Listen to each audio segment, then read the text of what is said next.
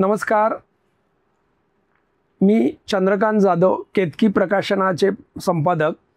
जनमत या यूट्यूब चॅनलवरती आपण संपादित केलेली पुस्तके त्याच्या संदर्भातला आपला गोषवारा आपण घेत आहोत.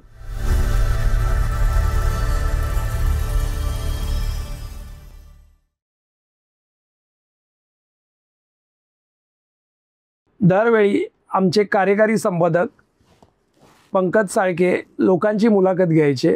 आज मी त्यांची मुलाखत घेतोय.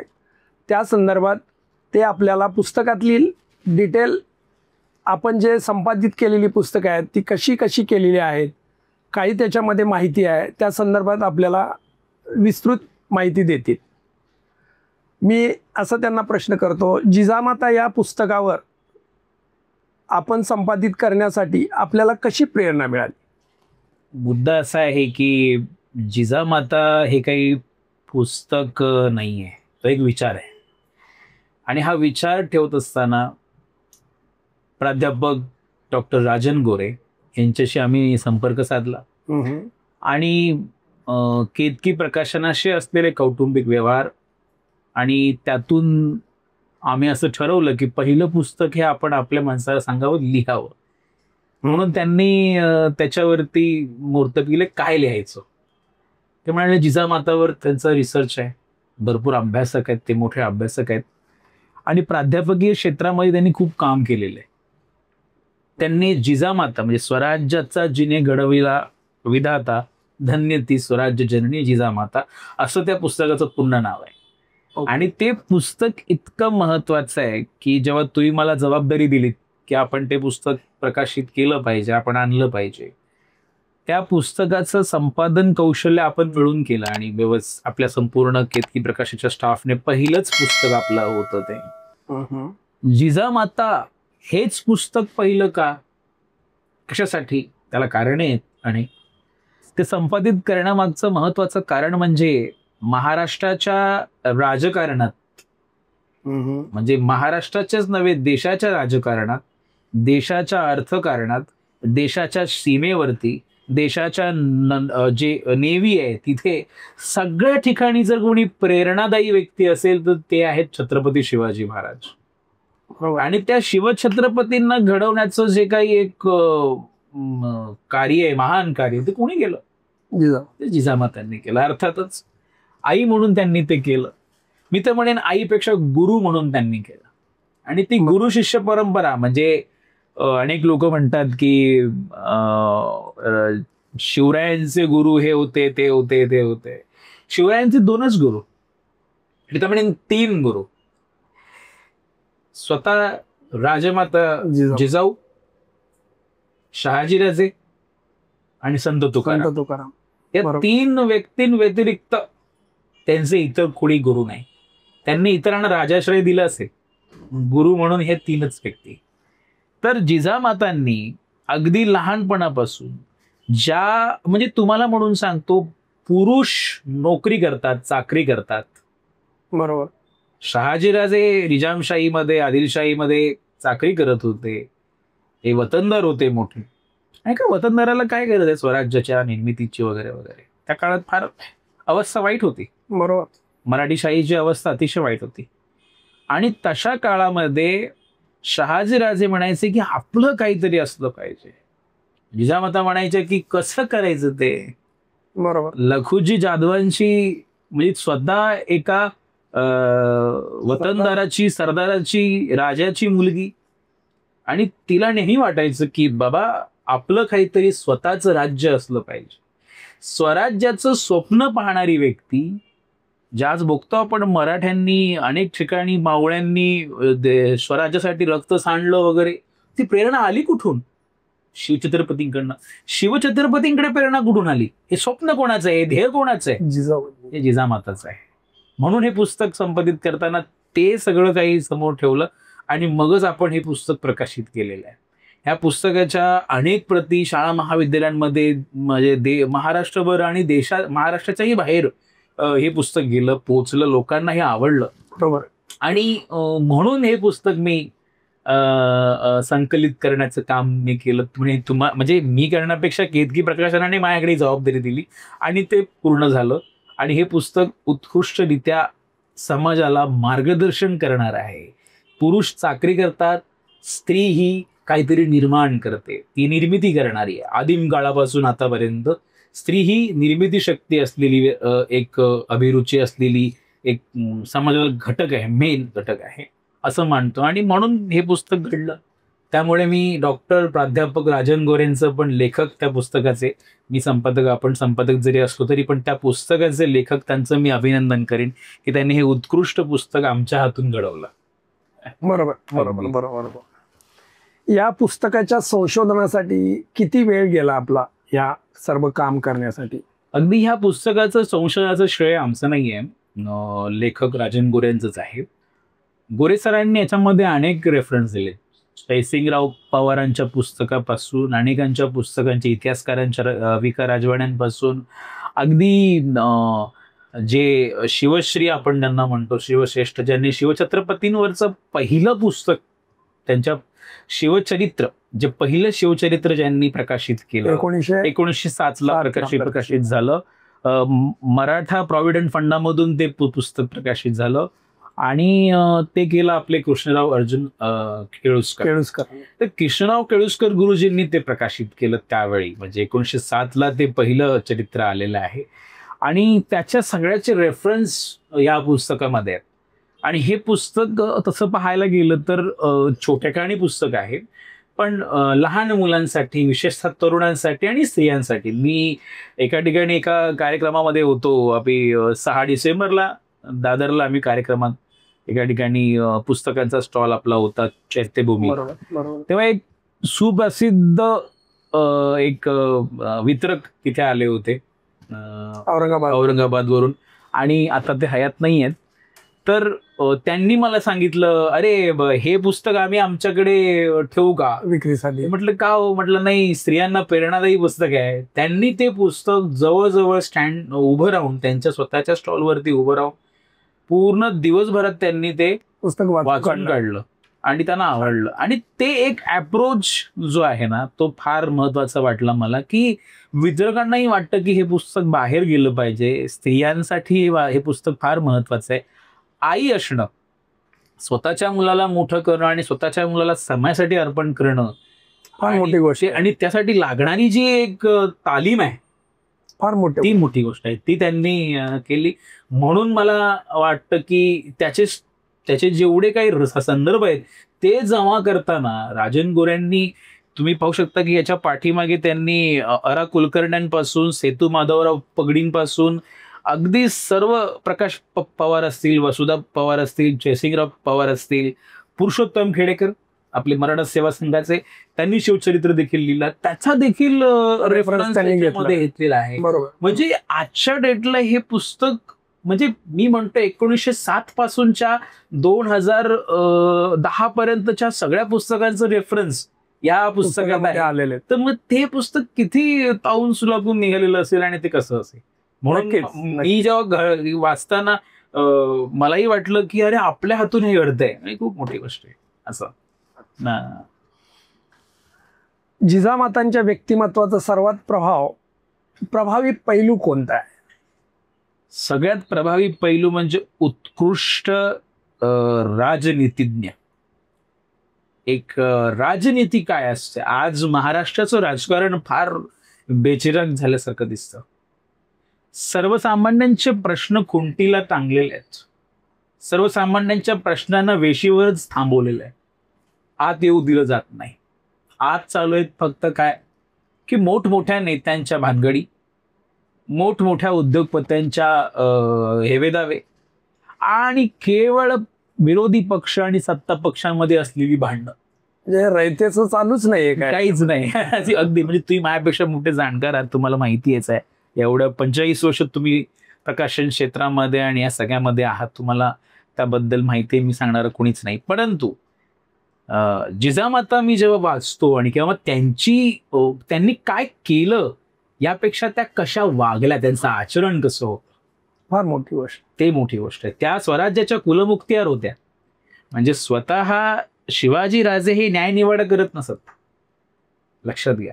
फक्त तो जो न्याय आहे तो देण्याचं काम त्याचं असायचं, पण त्या न्यायाच्या पर्यंत पोहोचण्याचं काम जी न्यायालयीन प्रक्रिया असते ना ती जिजामाता करायच्या. बरोबर. त्या खुलमुक्त्यार म्हणजेच त्या स्वराज्याच्या एक प्रकारे सुप्रीम कोर्ट. बरोबर. कोणाला कसा न्याय निवाडा करायचा हे जिजामातांकडे होत. महाराजाही कधी कधी अचंबित व्हायचे की या गोष्टीला मी न्याय द्यायचा कसा, कुठून आला मार्ग मिळेल. बरोबर. कोणावर अन्याय होता कामा नये. आणि ती जी एक हे होती ती राजमातांकडे होती. बरोबर. आणि त्या स्वराज्याच्या पहिल्या खुलमुक्त्यार आहेत हे लक्षात घेतलं पाहिजे. आणि म्हणून मला असं वाटतं की राजनीती काय असते, मग आपण राजनीतिज्ञ शिवछत्रपती म्हणतो, ते देखील गुण त्यांना आईकडनं मिळाले. तरी शहाजीराजे तंजावरात होते. बरोबर. ते तिथे राहत होते आणि तिथे त्यांचं सगळं ते दक्षिण दिग्विजयाकडे त्यांचं मोठं हे लक्ष होतं. त्यामुळे हे संस्कार आईकडनं आलेले आहेत. आणि स्त्री ही एकाग्र असते, ती तुम्हाला ध्येयवादी बनवते. आणि शिवछत्रपतींकडे जी ध्येयवादी आणि मातृत्व जे आलेलं आहे, राजामध्ये मातृत्व पाहिजे. जेव्हा शिवछत्रपती म्हणतात की लढाईला जाताना तुम्ही रयतेच्या म्हणजे भाजीच्या देठाला हात लागला नाही पाहिजे, हे कुठून आलं? ते आईकडनं आलं. तिने ती काळजी घेतलेली आहे असं मला वाटतं. म्हणजे मला कधी अश्रू येतं, अरे आपण हा विचार आपण का नाही करत? बरोबर. आपण सगळंच खतम करून टाकतो असा तो मुद्दा आहे. म्हणून मला असं वाटतं की तो त्यांचा मेन पैलू आहे. ते उत्कृष्ट राजनीतिज्ञ होते. बरोबर. आजच्या काळातील महिलांसाठी जिजामाता काय प्रेरणा असू शकते? महिलांवर बोलायचं म्हणजे अवघड आहे, पण आपण गायडन्स करायचं नसतं. पण मला असं वाटतं स्त्री म्हणून एक रचयिता कसा असतो, रचणारा, पाया रचणारा, स्त्री ही समाजाचा पाया आहे सर. बरोबर.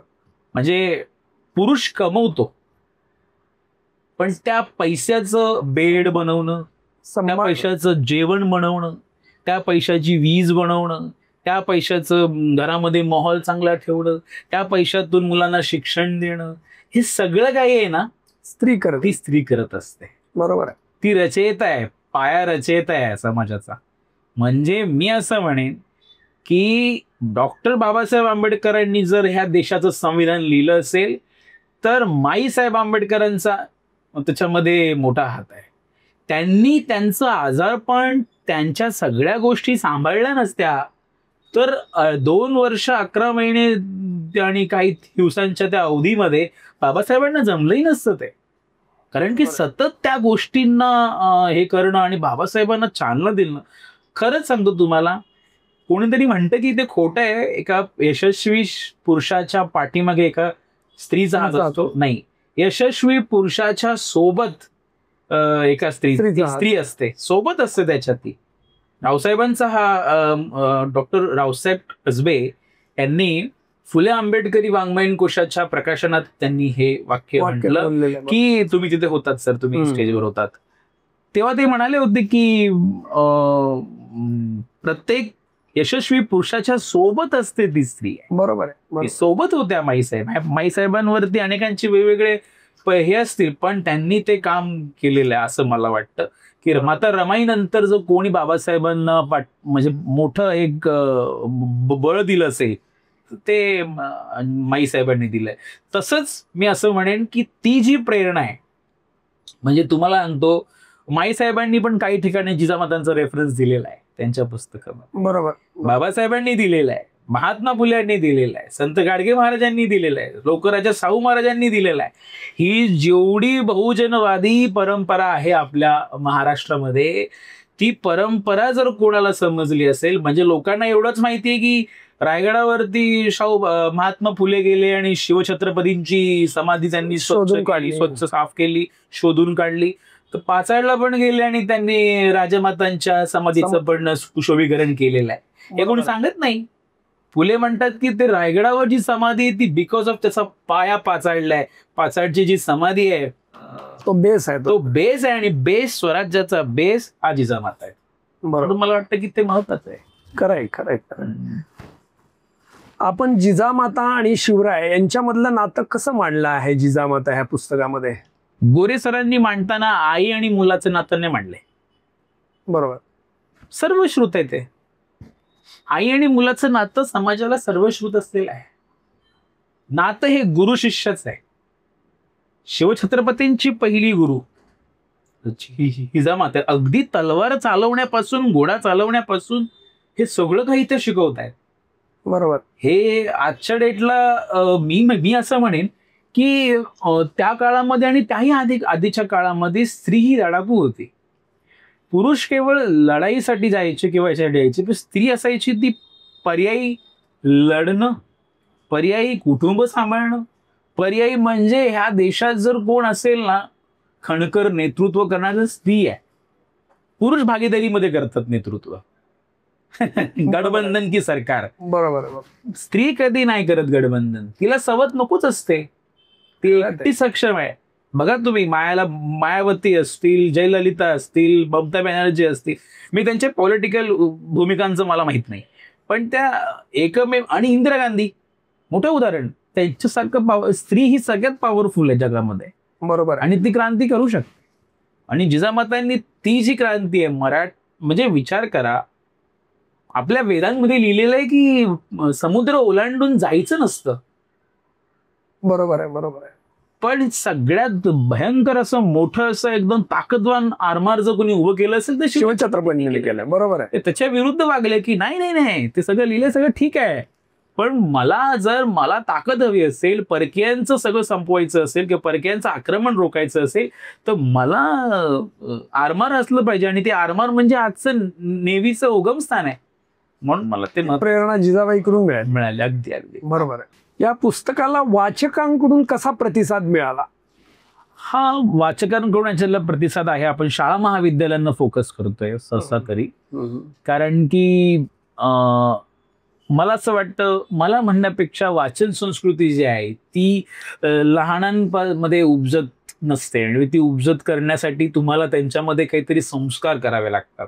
बरोबर. आणि वाचन संस्कृती ही आता आपण खूप मोठ्या गोष्टी सांगतो. 3 ऑक्टोबर 2024 मराठी भाषा अभिजात झाली वगैरे, आपण भरपूर काय बोलतो, पण त्या बाबतीत राबवतो काय?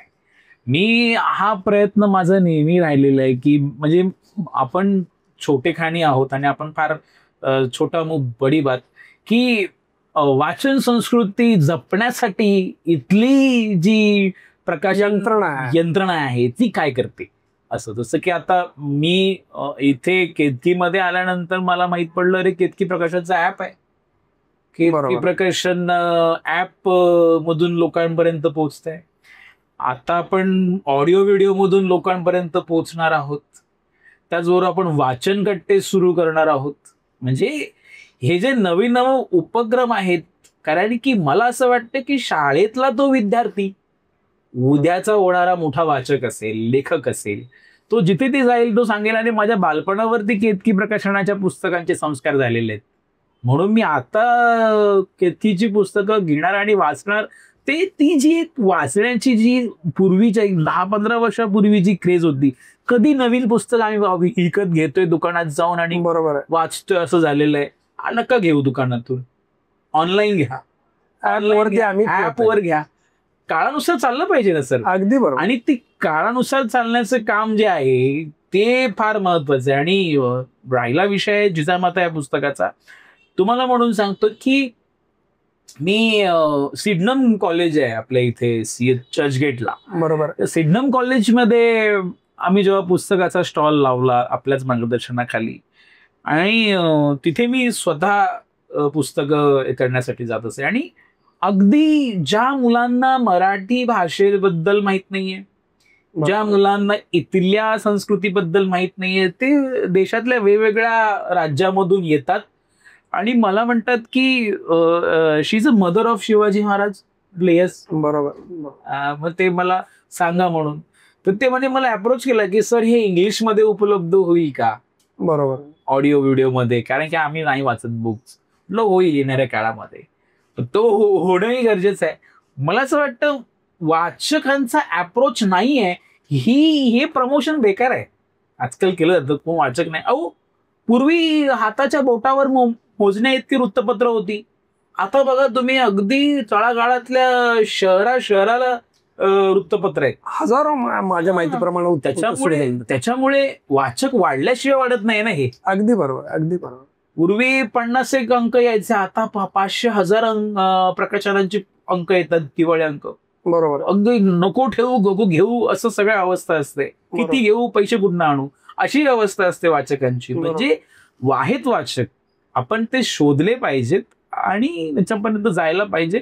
मला असं वाटतं या पुस्तकाला वाचण्यासाठी वाचकांनी ऑनलाईन आपलं याला अप्रोच खूप चांगला केला. ऑनलाईन लोकांनी आपण याला आता किंडल वरती सुद्धा हे केलेलं आहे. किंडलवर तुम्ही मला तो मुद्दा राहून गेला की तुम्ही किंडलचं पण आता केलं आणि किंडल अमेझॉन वरती पण लवकरच येणार आहे. तर मला असं वाटतं ही अबाउंड बाउंड्री जाण्याचं जे आहे ना ते काम हे पुस्तक नक्की करेल. नक्कीच नक्कीच नक्कीच अगदीच. तुम्हाला पुस्तकातील भावलेला एखादा प्रसंग? अन्याय होईल पूर्ण पुस्तकावर एका प्रसंगाबद्दल बोललो तर, पण मी एक याच्यामध्ये मी एक कंटेंट आहे तो मी याच्यामध्ये तुम्हाला वाचून दाखवतो की तो फार आहे की तो प्रसंग म्हणण्यापेक्षा एक खदगद असते माणसाच्या मनात. बरोबर. की जिंजीच्या स्वारीवर असताना शहाजी राजांना कैद करणाऱ्या तिघांमध्ये मुस्तफा खान, अफजल खान आणि तिसरा बाजी घोरपडे हे होते. त्यापैकी शिवाजी राजांनी अफजल खानाचा खात्मा केला तर मुस्तफा खान हा मृत्यू पावला गेला. आता तिसरा वैरी म्हणजे बाजी घोरपडे शिल्लक होता. जिजाऊंनी शिवाजी महाराजांना संदेश पाठवून बाजी घोरपडे हा स्वधर्म सोडून दुष्ट यवनांकडून लढत आपल्या स्वराज्यास दगाबाजी करत आहे, त्याने आपले पिता शहाजी राजांना कैद करून आदिलशहाला सहकार्य केले होते, तेव्हा आता तुम्हाला आपल्या पित्याच्या आणि माझ्या पतीच्या अपमानाचा सूड घ्यावाच लागेल. मातेच्या या आदेशाला शिरसावंद मानून राजे व बाजी घोरपडे यांच्यामध्ये घणघोर युद्ध झाले. शेवटी युद्धात बाजी घोरपडे मारले गेले. ही वार्ता जिजाऊंना रायगडावर समजली गेली. 16 वर्ष सतत पतीच्या अपमानाचा डंख त्यांच्या अंतःकरणात ठसठसत होता. पतीचा अपमान हा स्वतःचा अपमान समजणारी ती एकमेव स्त्री असेल. आपल्या आज्ञेवर हुकूम आपल्या पुत्राने शहाजी राजांच्या अपमानाचा प्रतिशोध घेतल्याचे पाहून त्यांना खूप समाधान झाले. आता इथे वैयक्तिक नाही आहे, लक्षात घ्या, स्वराज्यासाठी आहे, सगळ्या स्वराज्यासाठी आहे. म्हणजे शहाजी राजे ह्या काही कॉमन मॅन नव्हते ना. बरोबर. दक्षिण दिग्विजय करणारा पहिला मराठा राजा. बरोबर. नंतर मग शिवाजी महाराज आहेत, व्यंकोजी राजे आहेत, संभाजी राजे आहेत, नंतरच्या फेज मध्ये. ती जी एक धमक होती ती आहे. मग आपल्या म्हणजे आज मी बघतो की डायव्होर्स होणं आणि बऱ्याचशा गोष्टी, आता तो वैयक्तिक मुद्दा असेल प्रत्येकाचा, बरोबर आहे, पण अनेक गोष्टींना सांभाळून घेण्याची ताकद आणि अपमानाचं म्हणजे तो एक स्वाभिमानाची भूमिका असते की स्वाभिमानाला गालबोट लागलं नाही पाहिजे. आपण सहन करू पण स्वाभिमानाला गालबोट लागलं नाही पाहिजे. ते काम जिजाऊंनी केलं. आणि हा प्रसंग मी वाचला तेव्हा मलाही कळलं की शेवटी स्त्री आहे, तिला आपल्या पतीबद्दल एक प्रेम राहणारच. बरोबर. असं आहे. इतिहासातील स्त्री नेतृत्वाचे महत्व आपण कसे पाहता? इतिहासामध्ये हा फार मोठा मुद्दा आहे. याच्यावरती असं विस्तृत पण बोललं तरी वेगळं राहील, पण मी थोडक्यात बघेन. इतिहासामध्ये भक्ती आंदोलनापासून त्या अगदी राजेशाहींच्या म्हणजे अगदी रझिया सुलतान पासून पकडलं म्हणजे ती दिल्लीच्या तख्तावर बसणारी पहिली स्त्री. राजे लय होऊन गेले, बादशाह होऊन गेले मोठे मोठे, रझिया सुलतान ही पहिली स्त्री दिल्लीच्या तख्तावर बसणारी. बरोबर. आणि म्हणजे दिल्लीचे तख्त हे त्या काळात आणि आजही फार दिल्ली ही केंद्रस्थानी आहे. खरं राजकारणाच्या आणि भारतीय राजकारणाच्या भूमिकेत बघितलं तर आत्ताचा भारत तेव्हाचा विविध म्हणजे राष्ट्र जे काय आहे. जर आपण पाहिलं तर महामाया नसत्या, लक्षात घ्या, किंवा मग तथागत नसते, तथागतांना जे काही एक वेगळं विजन संस्कार झाला. पुढे त्या पुढे आल्या. आता महामाया त्यांची काही जन्मदाती आई नव्हे, ती त्यांना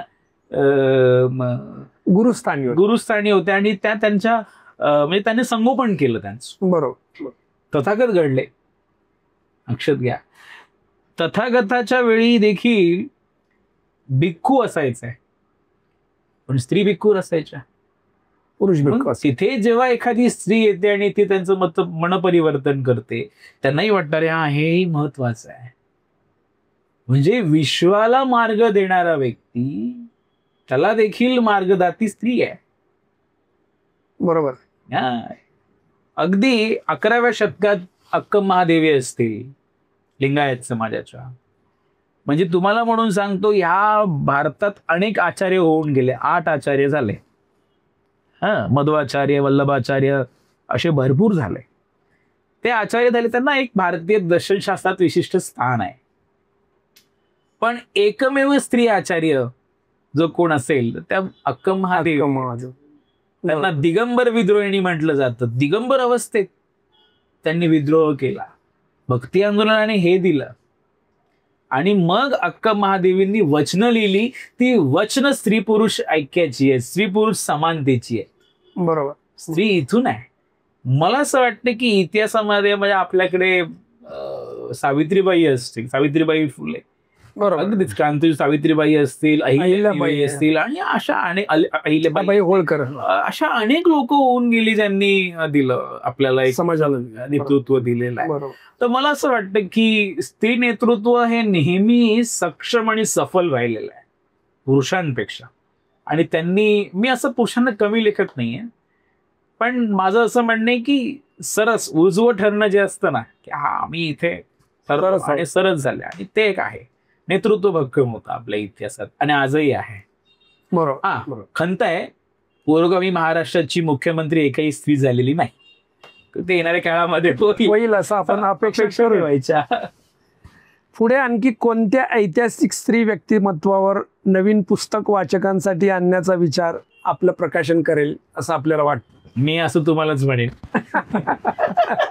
म्हणजे तुमच्याकडनं आदेश आल्याशिवाय मी देखील हात लावणार नाही कुठल्या गोष्टीला. नाही, आपल्याकडे आहेत ना लोक. सावित्रीबाई फुलेंसंदर्भात आपण विचार करू शकतो, अहिल्याबाई होळकरांबद्दल करू शकतो. अगदी अगदी. आणि खूप आहेत अशी मंडळी की जे आपण त्यांच्याविषयी आपण काही समाजाला देऊ शकतो. अगदी अगदी. आणि तुम्ही अगदी अगदी माझ्या ओठातले शब्द असे तुम्ही घेतलेत.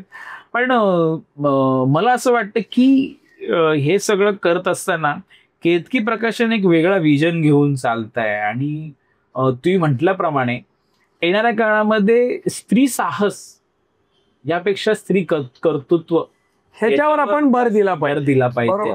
आणि सावित्रीबाई फुले त्यात अग्रस्थानी आहेत. नक्कीच. 48 शाळा सुरू करणं फार मोठी गोष्ट आहे त्या. आणि प्लेगच्या साथीच्या काळात 100 एकर जमीन देऊन टाकणं फार मोठी गोष्ट. डेटला कोणी देणार नाही. अगदी खरं आहे. म्हणून येणाऱ्या काळामध्ये सावित्रीबाई फुले, अहिल्याबाई होळकर असतील आणि इतर सर्व याच्यावरती आपण नव्याने काहीतरी लिहू शकतो किंवा सुरू करू शकतो, जे मुलांना प्रेरणादायी ठरेल. अगदी अगदी.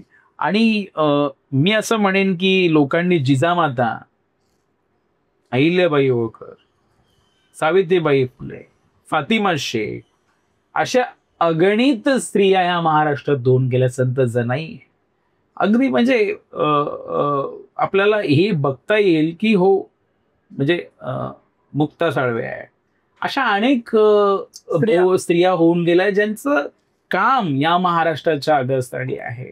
ते आपल्याला जमलं पाहिजे, ते आपण मांडलं पाहिजे, ते आपण लोकांपर्यंत पोहोचवलं पाहिजे. आणि मला असं वाटतं केतकी प्रकाशनाचं जे पहिलं पुस्तक आहे जिजामाता, ही त्याची मुहूर्तमेढ आहे किंवा त्याची ही सुरुवात आहे. आणि ही आपली उपलब्धी आहे की हे पुस्तक आपण प्रकाशित केलं. आणि मी वाचकांना याबद्दल आवाहन करेन की जास्तीत जास्त लोकांपर्यंत हा विचार गेला पाहिजे, वाचन संस्कृती टिकली पाहिजे. ह्या दगदगत्या काळात, औद्योगिकरणाच्या काळात, सोशल मीडिया आणि हे जे काही सोशो टेक्नॉलॉजी एवढी आलेली आहे या काळामध्ये आपले विचार, आपली संस्कृती कुठे लोप पावत नाहीये ना, हा विषय फार गंभीर आहे मित्रांनो. म्हणून मला असं वाटतं केतकी प्रकाशनाकडनं आणि आमच्या संपादकीय मंडळाकडनं की वाचन संस्कृतीच्या ह्या पहिल्या पुस्तकाला आपण नक्की लोकांपर्यंत पोहोचवलं पाहिजे. तुम्ही हे नक्की पुस्तक वाचा, विकत घ्या. आणि मी असं म्हणेन, अर्थातच एक संपादक म्हणून आम्हालाही असतं की आपलं पुस्तक हे जनमानसात गेलं पाहिजे. याच्या आता 2000 प्रती आल्या आहेत. आणि मी असं म्हणेन, राजमातांच्या संस्काराला ह्या 2000ची पुस्तकं 20,000ची हो, 2 लाखाची हो आणि लोकांपर्यंत जावं. थँक्यू. नमस्कार. आता आपण जिजामाता या आपल्या पुस्तकासंदर्भात पॉडकास्ट पाहिलं. आपल्याला त्या संदर्भात काय वाटलं, त्या संदर्भातला आपला अभिप्राय आमच्या केतकी प्रकाशनाच्या ॲपवर किंवा आपल्या यूट्यूब चॅनलवरती पाठवू शकता. लाईक करा, सबस्क्राईब करा आणि शेअर करा. धन्यवाद.